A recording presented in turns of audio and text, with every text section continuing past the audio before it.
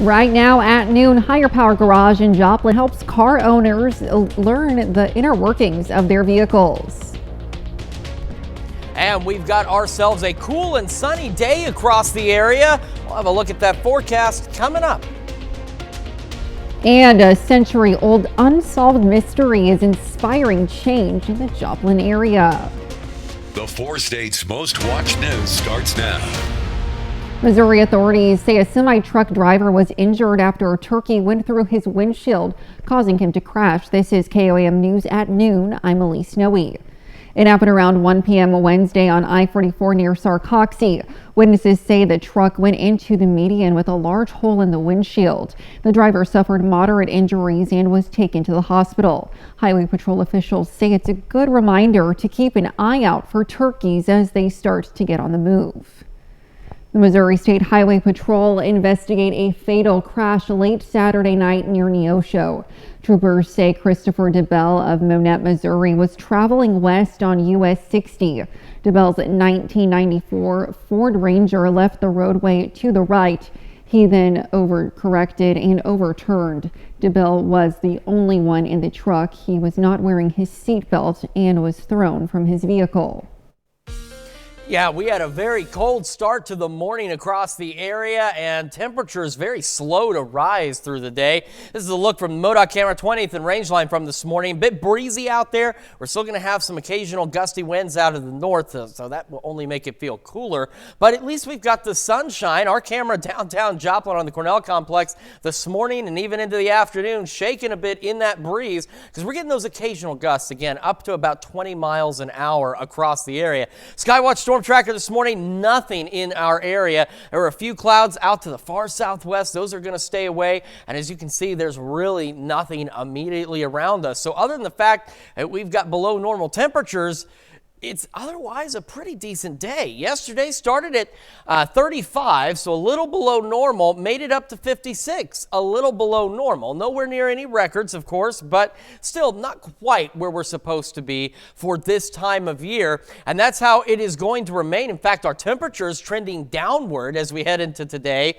Our high is capping out about 45, but look at this leap as we head into Tuesday and Wednesday. So we're going to go from below average to above average temperatures over the next couple of days as well. We also have some increasing rain chances out there. We're going to look at all of that in your full forecast here in just a few more minutes. Elise? All right, thanks, Chris. Well, yesterday was the last day of the Neosho Gun Show. According to the NRA, gun shows are widely attended by Americans interested in firearms for defensive purposes, hunting, sports, recreation, and historical significance. We spoke with one vendor in Neosho about what he and the show itself were able to offer. Basically anything that has to do with the Second Amendment or that type of activity, outdoorsmanship, hunting, whatever, you're going to be able to find here at a gun show. Anything from knives to clothing to foods to boots we have here. The event kicked off on Friday and ended yesterday afternoon at 3 p.m. Higher Power Garage in Joplin is putting on classes to teach people how to properly maintain their car. The class goes over different types of oil and fluid your car uses, as well as the parts of your engine you should be checking on a regular basis. Those who attended were able to interact with a certified mechanic and get a more in-depth look into the inner workings of their car. The reason why we do this is because we've seen a real problem with kids coming up and not really knowing how to maintain the car. They get taught how to put gas in it and how to drive it, but they really don't ever get taught how to check the oil or do maintenance schedules or anything like that. These classes happen every month and they're free of charge. However, Higher Power Garage does ask that you register ahead of time before attending. Well, some local 4-staters had the opportunity to shop for some new jewelry at a pop-up shop in Galena. It included 3 different stations, a charm bar, clay earrings, and a stack bar. Officials say the event is a way to get a deep dive into different arts and talents. Get out and support your local businesses. There's a ton of small businesses in the area, and any just opportunity you can get out to help support it is greatly appreciated. And just, giving our time out and coming out and setting up is a way that we feel like we can give back and interact. So. The shop was held at Erickson and Co. Mercantile in Galena, Kansas. Root Coffee House is getting into the season of spring with a spring-inspired painting class. Attendees were able to mingle with other artists while creating a new masterpiece to take home. The class included a canvas and step-by-step instructions. I love to paint. I love having my paintings on the wall, and this is like so easy. She walks you through step by step. I've not had any experience, so she's been very good to us, and if I need help, she'll step in and help me, and if I don't, that's fine. The event was $30 per painter. Nearly 100 years ago, an unknown baby was found abandoned in a bush in Joplin. KOAM Samantha Walker has more on how a century-old unsolved mystery is inspiring a current-day change. Walking through the Murfreesburg district in Joplin, it's clear to see there's a lot of history. The historic Murfreesburg Preservation Group recently released a story that's 100 years old. They're calling it A Mystery in Murfreesburg. I actually stumbled across it when I was looking through news clippings looking for other things, and I saw where somebody just abandoned a baby in the bushes at this house. In July 1945, a healthy baby girl was found bundled up outside of the home of the prominent Potlizer family on South Sargent Avenue. Then, the things to take care of a baby were right next to her, and they're like, hello, whose baby is this? There are numerous theories surrounding the parentage of the red-haired, blue-eyed baby, but they were never identified. So we lean more towards maybe, except for just being a local, that maybe it was a soldier that had come through the USO and through Camp Crowder during World War II and fathered that child. The true identity of the found baby has never been announced, but today she would be about 78 years old. According to Phillips, the mystery does point to the need for better options. There's just a lot of instances where they want to be able to make sure that baby is safe, but nobody know where it came from. Organizers are raising money to build a safe haven box in the Joplin Fire Station number 7. This would allow for infants 45 days or younger to be anonymously left with no prosecution should the baby have not faced neglect or abuse. And that's kind of the whole key. That's why people did the doorstep thing for so long, because they didn't want to go to an orphanage. They didn't want to say, here, take my baby. They didn't want anybody to know who they were. Reporting in Joplin, Samantha Walker, KOAM News. Organizers are still raising money for Joplin's Safe Haven Box. You can find more information on how to donate on our website. That's KOAMnewsnow.com. Well, coming up, researchers are calling a cannabis compound a potential public health concern. We'll have the details. And later, we're making loaded potato roll-ups in the Mr. Food Test Kitchen. Well, it's a cannabis compound that's sometimes referred to as THC light, but a new study is sounding an alarm on the rise in the number of teens using products which contain Delta-8 THC. Mandy Gaither has a look at the data and explains why researchers call this a potential public health concern.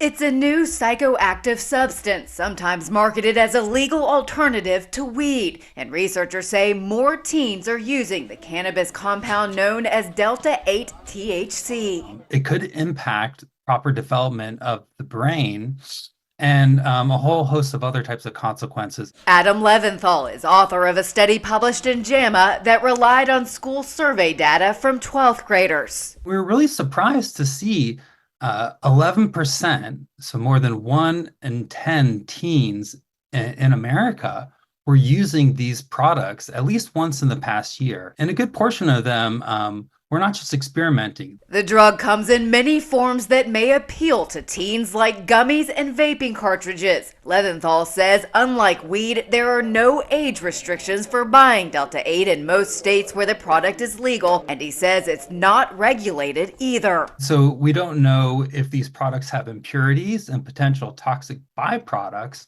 and we don't know even what's in them. Scientists don't fully understand what effects Delta-8 may have on teens. There are no large medical studies to show exactly how it affects the body, especially one still developing. We know that the market for addictive substances moves much more quickly than sometimes we do in public health and research. And we've already seen a teen epidemic of e-cigarette use, we don't want to see the same thing play out with these hemp-derived cannabis products.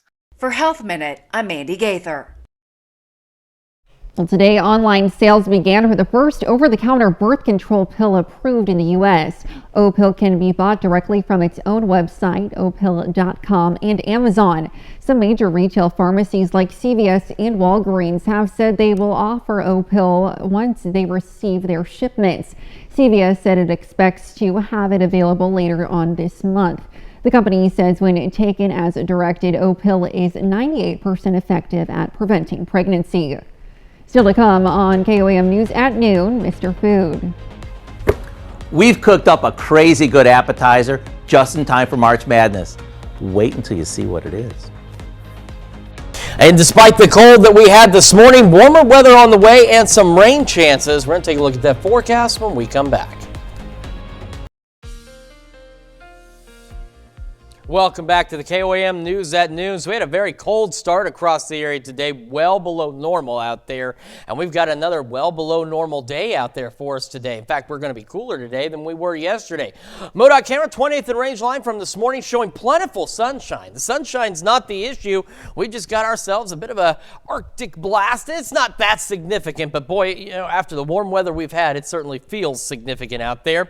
Our camera top of the Cornell Complex, downtown Joplin, shaking in the wind. That we've had those gusts out of the north upwards of 20 miles an hour. And the KDOT camera this morning, again, plentiful sunshine here on 69 just south of Pittsburgh at Kansas Crossing. It's just the plentiful warmth that is an issue. We've had temperatures early morning, low to mid 20s out there, wind chills into the upper teens, and temperatures crawling slowly. By this afternoon, by late afternoon, we'll eventually reach highs right around 45 degrees out there.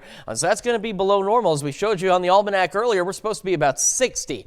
Not quite, but again, plentiful sunshine and north winds 10 to 15, gusting to about 20 miles an hour. As we head into the evening hours, it's another cold one. Most of us back into the low 30s. We'll hold on to clear skies across the area, and some of us could make it into the upper 20s. The gusty winds continue. However, they're going to switch out of the southwest, 5 to 10 miles an hour with some occasional gusts upwards of 20. And so you folks at home know what that means 98% of the time. That south wind ushering in warmer temperatures. And here's what these warmer temperatures are going to look like. We're going to be upper 60s, right around 70 degrees tomorrow. We'll have gorgeous temperatures out there. Now, the winds are going to remain a bit gusty. We're looking at sunny skies, maybe a stray cloud or two.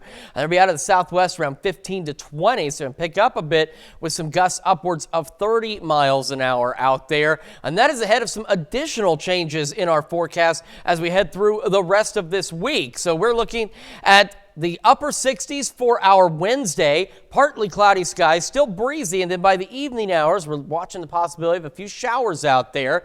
And these showers are going to have kind of a bit of an impact on our temperatures. As we head into next week, shower chances stick with us. We could see an occasional thunderstorm here or there, but the good news is, unlike last week, we're not anticipating any strong or severe thunderstorms at this point.